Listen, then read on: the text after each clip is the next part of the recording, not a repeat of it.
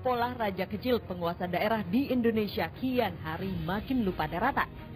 Namun, empuknya kursi jabatan nomor 1 di daerah dan sejuta kenikmatan fasilitas yang diberikan malah membuat mereka gelap mata. Bukannya membangun daerah dan mensejahterakan warganya, mereka justru mengumpulkan pundi-pundi untuk kepentingan pribadi. Sebut saja, Gubernur Banten Ratu Atut Khosyah, ia ditangkap KPK lantaran tersandung kasus korupsi pengadaan alat kesehatan di Dinas Kesehatan Provinsi Banten senilai 9 miliar rupiah. Akibat perbuatannya, wanita pengusaha Banten itu divonis selama 7 tahun penjara. Selain itu, Amran Batalibu, Bupati Buol, Sulawesi Tengah ini pun tak luput dari sergapan KPK. Lantaran namanya tersandung kasus suap kepengurusan hak guna usaha kelapa sawit 2011 silam senilai 3 miliar rupiah dan divonis selama 7,5 tahun penjara. Muhtar Muhammad, Wali Kota Bekasi, tiba-tiba namanya mencuat lantaran dirinya diciduk Komisi Anti Rasuah akibat terlibat suap dana anggaran pendapatan dan belanja negara tahun 2010 senilai 5,5 miliar rupiah. Hingga ia pun divonis selama 6 tahun penjara. Ini hanyalah segelintir kasus korupsi kepala daerah. Namun berdasarkan data yang dihimpun oleh Kementerian Dalam Negeri, terdapat 343 kepala daerah yang tersandung kasus hukum. Dan 56 orang diantaranya terjerat kasus korupsi. Lantas inikah wajah suram para pemilik kursi nomor 1 berbagai daerah di Republik ini?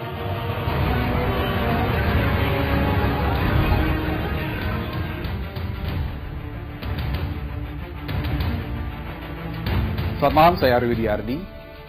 Pemirsa, mahalnya ongkos politik membuat modus korupsi dari masa ke masa berubah dan berkembang dengan cara-cara yang khas. Salah satunya dilakukan oleh para kepala daerah. Mereka yang seharusnya mengemban dan memegang amanah rakyat, justru mengkhianati rakyatnya sendiri dengan memperkaya dirinya sendiri, hanya memikirkan pundi-pundinya sendiri.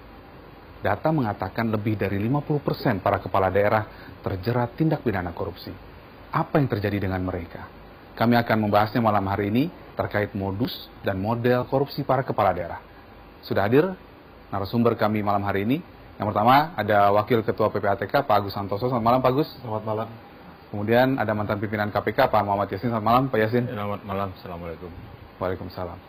Pak Agus, apa yang membuat para kepala daerah yang seharusnya memegang amanah ini justru terlibat korupsi, rekening gendut, dan hal-hal yang memang terkait dengan pundi-pundi mereka yang hanya memperkaya diri sendiri?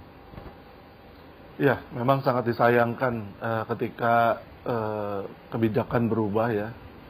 Ada pilkada langsung dan otonomi daerah. Kemudian kepala daerah ini, ya tadi disebutkan hampir 60% ya.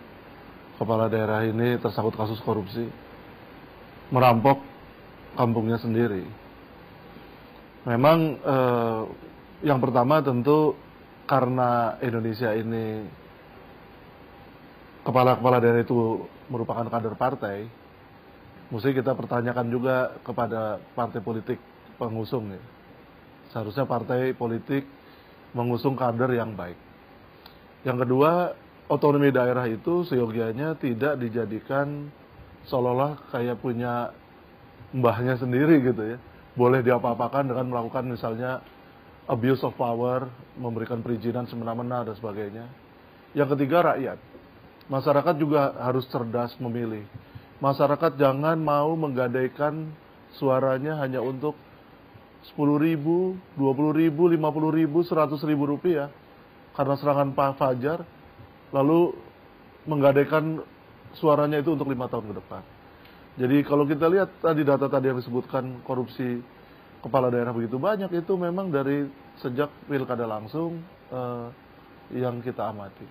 Baik, Pak Yasin, kalau dari pengalaman ketika KPK menangkap sejumlah kepala daerah, sudah ratusan jumlahnya, apa yang ditemukan? Modus-modus apa sehingga kemudian mereka terjerat dalam tindak pidana korupsi? Ya, modusnya itu berbagai macam. Antara lain yang pernah kita lakukan penelitian itu di tahun 2007 sampai 2010. Itu penyimpangan bansos itu secara akumulatif untuk daerah saja belum termasuk pemerintah pusat itu maksudnya. Itu ada 308 triliun. Dari KPK yang melakukan kajian itu terhadap bansos. Jadi penggunaan bansos itu tanpa diikuti laporan pertanggungjawaban, yakni yang berupa bukti-bukti pengeluaran atas uang itu. Dan disinyalir potensi besarnya adalah berkaitan dengan politik. Jadi yang menjadi permasalahan itu sebenarnya kan money politik itu. Karena ada pembelian langsung yang disebutkan oleh Pak Agus sejak tahun 2005, maka antar pasangan-pasangan itu kan bersaing. Nah, bersaingnya untuk memenangkan itu adalah by vote, yaitu membeli voice, yaitu membeli suara untuk agar dia itu ternominasi atau terpilih bahkan itu menjadi pimpinan daerah. Modusnya itu semakin lama semakin bertambah canggih. Kalau yang dulu ngambilnya dari pengadaan barang dan jasa atau markup markdown atas pembelian tanah dan tukar guling, ada bansos yang saya ceritakan tadi, secara akumulatif kalau 308 triliun itu kan besar sekali itu. Kemudian kita follow up pada waktu itu pimpinan pada periode 2 itu mengundang seluruh gubernur dan wali kota untuk duduk bersama agar pola bansos ini, ada hadir juga Menteri Dalam Negeri dan Menpora, karena sebagian dari bansos itu juga masuk kepada entitas profesional, misalnya seperti sepak bola profesional itu sebenarnya kan tidak harus dibiayai oleh negara. Olahraga yang harus dibiayai negara itu olahraga yang belum mampu untuk menanggung biayanya sendiri misalnya. Kalau sepak bola profesional kan tidak harus dari pemerintah itu. Misalnya siaran radio yang profesional menghasilkan uang sendiri kan tidak harus dibantu. Itu juga dibantu dengan tanpa laporan pertanggungjawaban yang pasti. Paling hanya laminating, terima kasih atas bantuannya begitu. Jadi kertas 1 lembar dilaminating diserahkan kepada wali kota. Ini bukan bukti laporan pertanggungjawaban kalau misalnya satu entitas itu disumbang 300 juta misalnya, kan harus ada breakdown-nya itu. Nah, ini saya kira korupsi ini kan merupakan kegagalan dari sistem. Sistem dia sistem politik, sistem hukum, kan masih ada judiciary corruption sekarang, sistem hukum, sistem politik, sistem budaya, sistem birokrasi yang menjadi PR besar pemerintah untuk memperbaiki sistem-sistem ini sehingga tidak ada opportunity to act kepada orang yang punya desire to act untuk melakukan korupsi. Suitable targetnya adalah dana pemerintah. Nah, ini yang menjadi permasalahan saya kira kalau menurut pandangan saya, polanya masih sama tuh Bang Adi. Jadi dari dulu sampai sekarang itu sama, pengambilan duitnya ya targetnya juga sama APBN, ditambah lagi sekarang itu adalah bribery, suap, itu masalah perizinan. Karena perizinan itu lama, sehingga ada peluang dari pihak-pihak ujung tombak pemerintahan itu memungut uang dari yang dilayani. Oke. Mantan pimpinan KPK Muhammad Yassin malam hari ini benang merah mencatat bahwa ia mengatakan pola-pola korupsinya masih sama.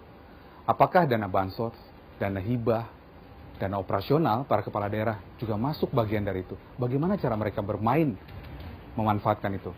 Kami akan ungkap saat lagi di benang merah. Tetap bersama kami.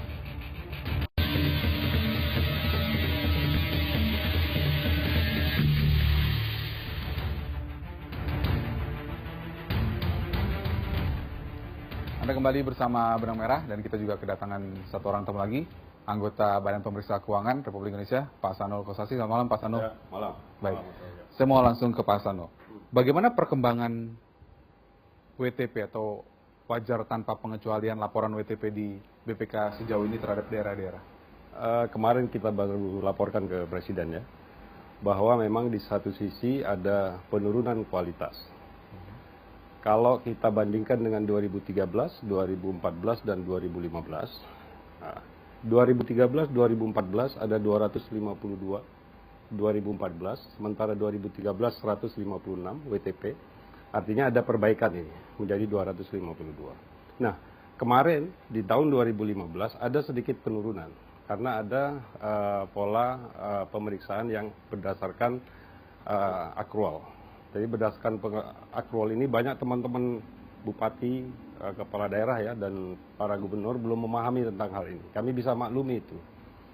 Tapi intinya ada pemeriksaan-pemeriksaan yang seringkali berulang.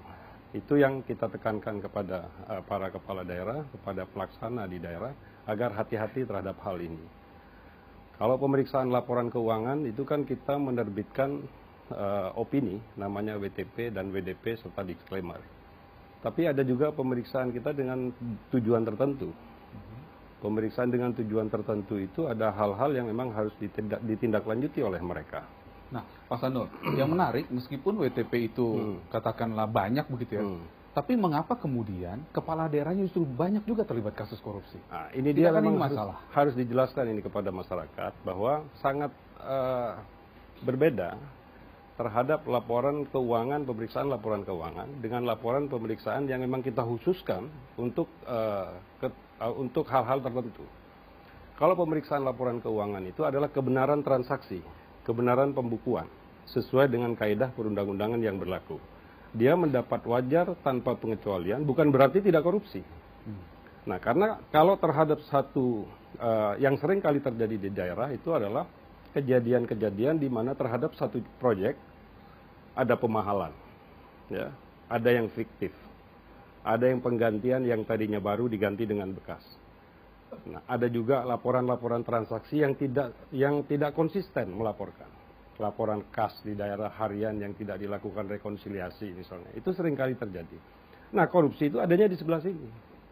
Makanya pemeriksaan kita terhadap pemeriksaan dengan tujuan tertentu seringkali menemukan rekomendasinya jelas pada kita. Apakah ada kerugian daerah atau adakah keuangan negara di situ? Nah, di situ kita biasanya rekomendasikan cukup keras. Baik. Tapi kalau untuk laporan keuangan kan cuma opini. Ada WTP, ada WDP. Korupsi tidak ada di sana. Karena ini hanya kebenaran transaksi, kebenaran pembukuan. Tapi dalam hal melakukan manipulasi terhadap suatu proyek, atas satu inisiatif tertentu, keinginan tertentu, kemudian untuk memperkaya dirinya atau orang lain, di sini biasanya kelihatan dalam pemeriksaan dengan tujuan tertentu. Baik, bicara soal manipulasi proyek, di ujung sana juga sudah bergabung bersama kami, namanya Mas Tony. Selamat malam Mas Tony. Selamat malam. Kita lagi bicara soal permainan proyek. Ya. Anda ngerti soal permainan proyek di daerah? Ngerti. Pekerjaan Anda apa ya Mas Tony? Saya juga selaku kontraktor juga. Gimana? Selaku kontraktor juga saya. Oke, kontraktor. Nah, bisa nggak Anda cerita bagaimana sih kemudian para kepala daerah ini bermain proyek-proyek itu? Dari mana sih biasanya awalnya? Awalnya melalui orang-orang dekat dengan kepala daerah. Kita sistemnya seperti store-storan gitu. Untuk mendapatkan salah satu proyek. Dan untuk mendapatkan lelang. Untuk mendapatkan lelang proyek? Iya. Itu biasanya besarnya berapa setoran itu? Anda tadi bilang ada setoran. Itu sampai 10% setiap. 10% dari? Anggaran. Dari anggaran atau dari nilai proyek? Dari nilai proyek. Oke. Itu biasanya 10% lari ke siapa saja? Ya, kalau itu misalnya langsung bisa kepala dinasnya, bisa langsung kepala daerahnya.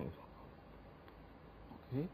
Nah, Anda sebut kepala dinas, berarti kan ada SKPD. Iya.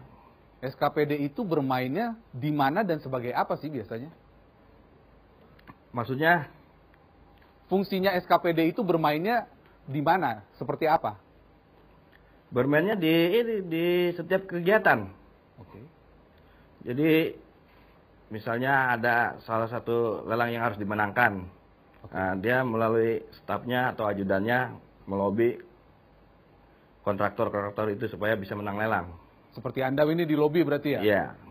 Nah, pada saat ngelobi itu ada nilai uang atau nilai komisi yang bicarakan nggak? Ada. Biasanya besarnya berapa tuh? Besarnya sesuai dengan kontrak yang akan dimenangkan. Misalnya kontrak itu istilah contoh kecilnya 100 juta. Nah, itu kita harus setor 10% dari nilai kontrak itu. 10%, oke, baik. Pak Yasin, tampaknya pengadaan barang dan jasa masih jadi lahan basah yang menarik untuk para pemain-pemain ini seperti yang dikatakan oleh narasumber kita barusan. Bagaimana Anda melihatnya? Ya. Karena belanja yang terbesar ini di samping belanja modal, belanja barang itu yang besar, termasuk diantaranya adalah ya belanja barang dan jasa dan belanja modal. Karena pengadaan barang dan jasa itu bisa saja membeli modal dalam kategorinya ya, tapi juga bisa membeli barang dan jasa. Sehingga anggaran yang didominasi prosentasenya oleh belanja modal dan belanja barang di samping belanja pegawai lah tentunya, itu yang dimanfaatkan untuk menyimpangkan anggaran negara tersebut. Itu sampai 10% loh. Itu besar banget kalau nilai kalau proyek 1 triliun 40M aja bisa 4M. 1 triliun ya 100 miliar. 100 miliar. Ya Emang sebegitu besar biaya yang harus dikeluarkan untuk karena bagi-bagi begitu? Diduga biaya politiknya juga besar. Ini yang menjadi permasalahan. Makanya saya sampaikan bahwa ini permasalahan sistem. Kalau sistem belum bisa dibenahi dengan yang bagus, misalnya undang-undang pilkada itu membersihkan praktek-praktek yang seperti ini, misalnya tidak boleh misalnya mengeluarkan anggaran untuk pembiayaan politiknya pada saat kampanye gitu, kecuali anggaran yang ditentukan di dalam undang-undang itu dari sumber yang jelas. Nah, itu tidak mungkin dia akan mencari-cari seperti ini. Kan setelah mereka jadi kan punya pikiran untuk mengembalikan return on spending pada saat kampanye, pada waktu bertarung dengan pasangan-pasangan yang lain. Gitu ya. Itu diduga seperti itu. Baik. Sehingga berbagai cara untuk mengembalikan uang yang telah dikeluarkan itu menjadi motivasi dari oknum kepala daerah yang melakukan itu. Nah, yang tidak melakukan kan kecil sekali. Rata-rata adalah money politik itu seperti itu. Sehingga saya kira ini memerlukan pemikiran dari kita semuanya, seluruh komponen atau lapisan masyarakat, untuk memikirkan bagaimana itu untuk membuat sistem agar pilkada ini berlangsung. Tapi yang namanya korupsi itu bisa diminimalisir. Gitu. Baik. PPATK melihat ini bisa terendus nggak sih yang begini-begini? Ya. Kalau markup barang jasa yang tidak LPSE, contohnya di alat kesehatan, itu markupnya 500%. Barang 25.000 dijualnya 125.000. Jadi alat-alat kesehatan, itu makanya kami dengan KPK itu antara lain concern sekali sebetulnya Pak Ahsanul terkait dengan pengeluaran APBN untuk kesehatan masyarakat. Karena ini kalau kesehatan dikorupsi kan anak-anak nanti umur 40 tahun udah sakit-sakitan. BPJS bisa bangkrut nanti. Ya jadi dan ini memang segala macam bisa dikerjain gitu karena yang membuat kan manusia. Tapi paling tidak harusnya masuk di LPSE. Jadi paling tidak meminimalisir kontak antara tadi calo-calo itu karena memang korupsi itu dalam prakteknya tidak mungkin dilakukan oleh kepala daerah atau kepala dinas langsung, nggak mungkin. Baik. Ada tadi dia bilang tuh, ada orang-orang dekat. Itu dia yang kita kejar juga selalu orang-orang dekat itu. Coba kita tanya, Pak Tony, Ya, Anda pernah melakukan markup anggaran? nggak pernah. Terus yang Anda lakukan biasanya seperti apa? Kalau saya sendiri sih, saya biasanya melalui lelang LPSE dengan penawaran-penawaran saya sendiri. Makanya saya sering kalah kalau ikut lelang. Tapi bermain juga dengan orang-orang dekat kepala daerah dong?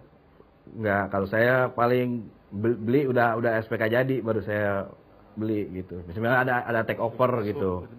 Dan itu melalui orang dekat kan? Melalui pemenang lelang yang orang-orang dekat itulah. Baik. Bagaimana cara mereka kemudian memperkaya diri ini? Mengobrak-abrik hukum, mengisi pundi-pundinya, merusak semua tatanan hukum. Kami akan ungkap satu. Tetap di Benang Merah.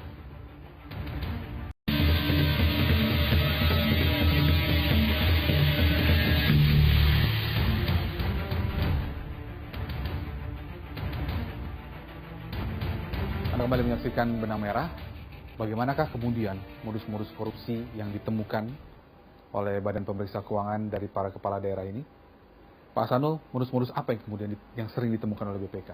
Ya, seperti yang disebutkan tadi, ini kan modusnya itu adalah rekayasa tender, mengijonkan proyek.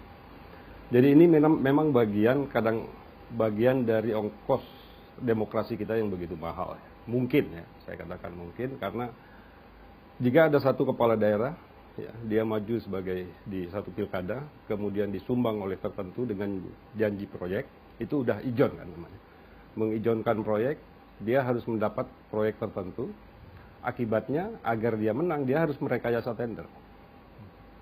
Begitu selesai merekayasa tender, kunci berikutnya adalah bagaimana caranya agar dia bisa mendapat keuntungan jauh lebih banyak.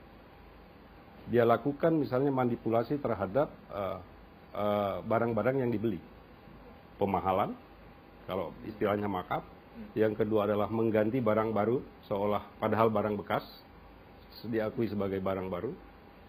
Molornya tingkat pekerjaan, tanpa dikenakan denda, karena dia adalah tim suksesnya. Nah, hal-hal seperti ini yang menjadi modus mereka. Sebenarnya, kita kembalikan kepada apa yang disampaikan oleh LKPP. Bahwa ada satu lembaga yang dibikin oleh pemerintah. Ada lembaga keuangan pengadaan barang dan jasa, lembaga pengadaan barang dan jasa pemerintah yang memang sudah melakukan sosialisasi ke semua daerah. Ikuti saja alur itu. Jadi sepanjang mereka ikut alur yang ada, saya rasa mestinya tidak terjadi seperti ini. Nah, masalahnya adalah kembali kepada ongkos politik tadi. Kepala daerah terjebak pada satu kondisi di mana dia tidak bisa melakukan apapun kecuali memenuhi janjinya. Belum nanti terendus kasusnya oleh lawan politik yang kalah. Ini iseng lagi melaporkan. Belum terjadi lagi ada LSM setempat yang sangat kritis.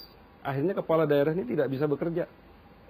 Kalau kepala daerah sebagai penguasa daerah di sana nggak bisa bekerja, otomatis rakyat mereka yang jadi korban. Nah, hal-hal seperti ini yang akan menjadi lingkaran setan yang harus kita pecahkan, cari penyelesaiannya. Kembali kepada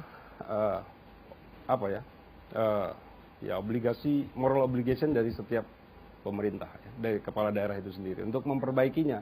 Dan rakyat harus mendukung hal ini, termasuk juga pengusahanya.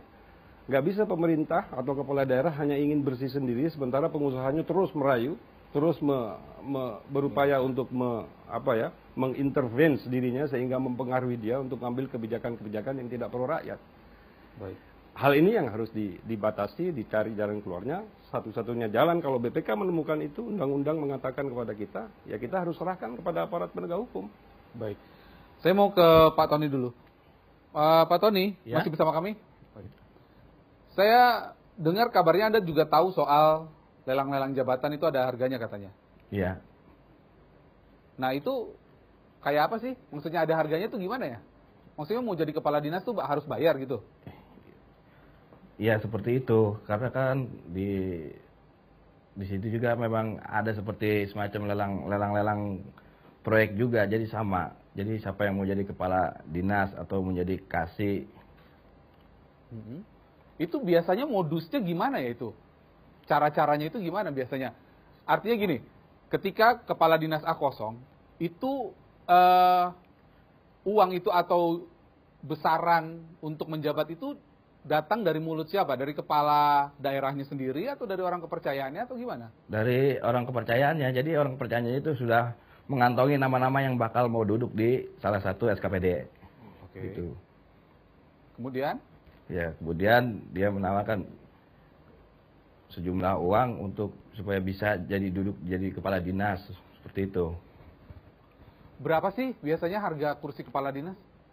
Kalau untuk kepala dinas itu biasanya sampai 500 sampai 1 miliar. 500 juta sampai 1 miliar? Iya. Itu di tingkat apa? Wali kota kabupaten? Wali kota kabupaten. Wali kota kabupaten 500 juta sampai 1 miliar? Terus itu kalau orang mau jadi kepala dinas, mereka punya tuh duit segitu tuh? Ya, nggak tahu juga kan, makanya dia kan begitu juga, dia pasti ngelobi rekanan. Siapa yang mau ini seperti yang diceritakan tadi, kayak sistem ijon juga. Sistem ijon, oke. Nah, itu ketika, bicara ketemu, bicara uang segini, nah, katakanlah misalnya saya, saya sanggupin 1M lah gitu. Transaksinya gimana? Transaksinya ya melalui ini juga orang-orang dekat. Jadi ketemu di suatu tempat di mana gitu, seperti itulah. Ketemunya itu biasanya di mana? Kalau soal ketemu sih biasanya udah tempat-tempat rahasia mereka lah yang sebagai pelakunya. Nggak, artinya di dalam kota, di luar kota, di luar negeri atau di mana? Di luar kota. Oh, di luar kota. Itu ketemu Ya biasanya ketemu siapa? Siapa aja yang ketemu di situ? Di situ biasa ketemu rekanan, terus orang yang mau dijadikan kepala dinas, sama orang-orang dekat kepala dinas lah, sama orang-orang dekat kepala daerah. Berarti orang-orang kayak Anda pengusaha-pengusaha ini juga punya orang-orang yang Anda tempel dong ya untuk jadi kepala dinas gitu, terus Anda sponsorin gitu ya? Iya, seperti itu. Pak Agus ngangguk-ngangguk. Oh ya, memang kalau dari kami melihat tipologi itu selalu ada kong kali kong antara pengusaha hitam dengan penguasa hitam. Apapun dia di dalamnya itu. Jadi nanti biasanya kalau untuk kepala daerah itu atau pimpinan daerah lah ya, kalau kita lihat transaksi keuangannya itu dari 2 tahun sebelumnya sudah terlapor di PPATK itu. Tapi nanti dia setelah menjadi, dia tidak terlapor lagi. Karena dia membangun itu, mafia birokrasi. Tapi gini loh, untuk seorang kepala dinas aja 500 juta sampai 1 M. Nggak tahu, saya bingung, dapat duit dari mana mereka ya? Ya itu kan selalu ada, mereka tuh punya calo-calo. Ada orang-orang dekat lah. Ya orang-orang dekat lah, kita nggak bisa bilang dia namanya ya, nama apa gitu. Ya kalau saya sih bilangnya calo-calonya aja. Setiap orang itu punya calo, nanti antara calo dengan calo dia terus yang nyarikan sponsor-sponsor istilahnya begitu untuk mensponsori ini naik, ada sponsor-sponsornya. Oke, Mas Tony, berarti Anda juga bagian dari itu ya, suka jadi sponsor-sponsor itu dari kepala dinas? Enggak, coba saya dengar-dengar sepintas-sepintas aja dari rekan-rekan juga kan suka bicara gitu. Sebelumnya tadi Anda ngaku sama kami, katanya Anda juga mensponsor itu. Karena nggak bisa ngomong.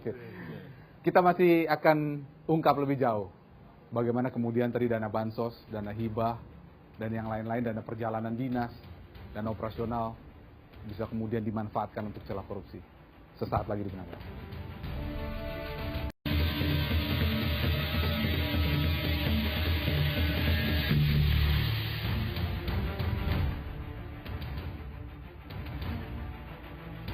Beberapa kepala daerah terjebak dalam penggunaan dana bansos. Ada dana hibah juga, ada dana operasional. Pak Yasin, apa yang sesungguhnya terjadi? Kenapa para kepala daerah ini banyak masuk atau terlibat tindak pidana korupsi karena dana bansos? Ya. Jadi salah satunya tadi sudah saya sebutkan bahwa dia telah kehilangan pada waktu proses pencalonan. Pada waktu jadi kandidat, pada waktu dia kampanye, dia itu kan spendingnya kan banyak. Dia didanai dari pihak lain karena dia tidak punya cash, ya tadi dengan sistem ijon tadi yang disebutkan oleh Pak Hasanul. Nah, nanti apabila dia jadi, maka dia mengembalikan melalui praktek-praktek menyimpang dari anggaran pendapatan daerah maupun anggaran negara yang dari APBN itu. Nah, di situ. Nah, di samping itu memang ini menjadikan suatu pemikiran kita bersama tentunya, bahwa hendaknya itu kita kan punya harapan kan, ekspektasi kepada parpol-parpol itu hendaknya kalau mengusung seseorang sebagai kandidat yang dicalonkan itu harus didasarkan atas rekam jejak atau track record. Salah satunya adalah bahwa orang tersebut adalah berintegritas dan tidak akan melakukan penyimpangan, janji kepada publik itu. Nah, nanti kalau semua parpol bisa berlomba di dalam kebaikan, nah, saya kira kita tidak menutup kemungkinan pada suatu saat nanti adalah masyarakat itu sadar bahwa akan memilih figur-figur yang memang dicalonkan berasal dari penelusuran rekam jejak yang paling bagus yang akan diangkat sebagai pimpinan daerah atau sebagai anggota legislatif itu. Nah, sekarang kan tergantung besarnya uang. Siapa yang berani belanja pada saat pencalonan, proses pencalonan itu, mereka lah yang akan dipilih oleh masyarakat. Masyarakat harus kita edukasi, jangan memilih orang yang membayar-bayar seperti itu. Nah, ini saya kira proses yang panjang juga, yang sulit, dan harus ada soliditas dari semua komponen masyarakat untuk mengedukasi masyarakat. Itu dimulai dari orang yang harus memfigurkan sebagai pelopor untuk melakukan itu adalah dari partai politik. Jadi partai politik harus sebagai lead by example untuk menunjukkan bahwa parpolnya adalah yang paling berintegritas. Nanti akan susul menyusul, saya kira itu. Nah, biasanya menjelang pilkada Pak Hasanul, itu penganggaran dana bansos itu bisa meningkat hingga ratusan persen, 5 bahkan sampai 10 kali lipat. BPK melihat itu nggak? Bansos itu kan yang paling mudah untuk dipermainkan atau disalahgunakan. Karena bansos itu diajukannya kan bulky, dalam bentuk satu angka tertentu, katakan 100 miliar, 50 miliar. Bukan berdasarkan kebutuhan di bawah. Jadi diajukan dulu plafonnya, setelah itu plafon disetujui, kemudian dibuatlah proposal-proposal. Dicarilah simpul-simpul yang kira-kira layak diberikan bansos. Di mana tempat suara misalnya kurang atau suara kurang kuat di situ, dicarilah bansos. Dan biasanya bansos itu diajukan lewat teman-teman DPRD juga. Jadi DPRD juga sudah membawa proposal 5 atau 6 biji masuk kepada pemerintah atau SKPD. Nah, sehingga terkadang yang terjadi temuan kita, bansos itu biasanya tanda terimanya benar, tapi fisiknya nggak benar. Kalau dia terima 100 juta, biasanya terima cuma 50 atau 25 atau 40. Artinya ada laporan-laporan fiktif. Ya, laporan fiktif juga ada. Penerima fiktif juga ada. Dan mereka waktu BPK datang untuk melakukan interview mengakui bahwa saya cuma terima 50, kwitansinya muncul 100. Nah, hal seperti ini kan menghindari begini kembali kepada teman-teman di daerah itu sendiri. Bagaimana menyelesaikannya kan mau sistem seperti apapun, tapi kalau moral dan etikanya sudah nggak benar, nggak akan pernah bisa. Pak Agus, biasanya kemana larinya dana-dana bansos itu disalurkan? Umumnya, kalau berdasarkan pengamatan kami, umumnya memang kepada kaki tangan atau calo-calo suara. Jadi bisa aja untuk kegiatan kepemudaan. Gitu. Ya memang itu kelompok pemuda ya tadi sebetulnya fiktif atau dikasih seberapa, misalnya 100 terimanya 50 tadi. Atau kadang-kadang juga supaya nggak kelihatan menghidupkan koperasi yang sudah mati atau BLK yang sudah mati gitu. Yang kalau dilihat ya aneh gitu. Misalnya kita pernah misalnya koperasi karyawan ya, tahu-tahu hidup tapi bukan koperasi karyawan gitu. Macam-macam gitulah. Jadi artinya uangnya muter-muter di situ aja dong sebenarnya. Ya memang untuk akhirnya tuh ujung-ujungnya untuk dukungan pembiayaan politik dalam rangka membeli suara atau penguatan suara di satu tempat-tempat. Ya balas budi lah kepada para calon-calon politik di lapangan. Kalau bansos dana hibah tuh kita lihat seperti itu lah. Baik. Mas Tony, masih bersama kami Mas Tony? Ya. Saya mau kembali soal pemenangan tender. Itu kalau ikut tender begitu, biasanya yang ikut tender itu memang murni, pengusaha yang murni atau memang sudah dikondisikan? Artinya kaki tangannya si kepala daerah juga yang bermain? Ya, jadi gini, sebagian memang ada yang murni dan memang sudah ada yang dikondisikan. Seperti itu. Tapi kebanyakan yang udah menang itu, yang udah ikut lelang yang pasti menang ya orang yang udah dikondisikan, seperti sudah diplot-plot gitu. Nah, biasanya kaki tangannya penguasa itu gimana mereka bermainnya? Artinya mereka sudah pasti menang gitu? Iya, sudah pasti menang karena kan semua dari awal ikut lelang itu sudah dibantu dengan orang-orang ini sama orang-orang SKPD itu, jadi sudah dibantu oleh panitia lelangnya sendiri. Jadi untuk memenangkan lelang itu ya semua saya sebagai ini juga merasakannya tinggal menang aja perusahaan kita gitu. Nah terus fungsi perusahaan-perusahaan lainnya ada perusahaan B, C, D, E, F itu jadi apa tuh fungsinya? Ya cuma hanya ikut lelang-lelang aja nanti kalau udah di pengumuman di LPC. Jadi hanya pemanis saja seolah-olah memang lelang itu berjalan dengan baik iya, gitu ya. Itu. Padahal sudah ada pemenangnya gitu ya. Sudah ada pemenangnya. Dan itu selalu terjadi seperti itu? Selalu terjadi seperti itu. Nah biasanya perusahaan-perusahaan pemenang itu ada hubungannya nggak sama penguasa atau sama kepala daerah? Sebagian banyak yang memang ada hubungan dengan penguasa dan mereka juga memang udah rekanan lama. Oke. Nah hubungannya dengan para kepala daerah atau penguasa itu apa? Hubungan apa? Hubungan darah atau hubungan? Ada yang hubungannya darah, hubungan kekerabatan, hubungan teman ya udah. Hubungan tim sukses juga ada. Oh, artinya mereka juga memenangkan tender-tender itu ya, tim sukses, kerabatnya, semua, anak istrinya juga gitu? Iya. Oke. Apa yang bisa kita lakukan untuk menghentikan ini semua? Kami hadirkan jawabannya saat lagi.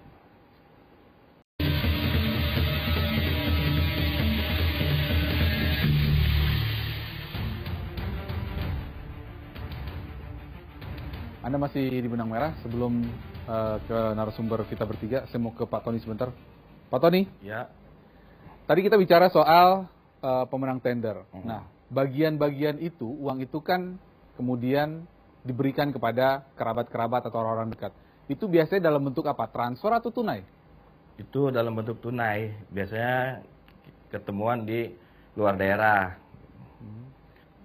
Sambil ini ngasih nilai kontrak pekerjaan dan nama paket yang harus kita daftarkan di dalam lelang itu.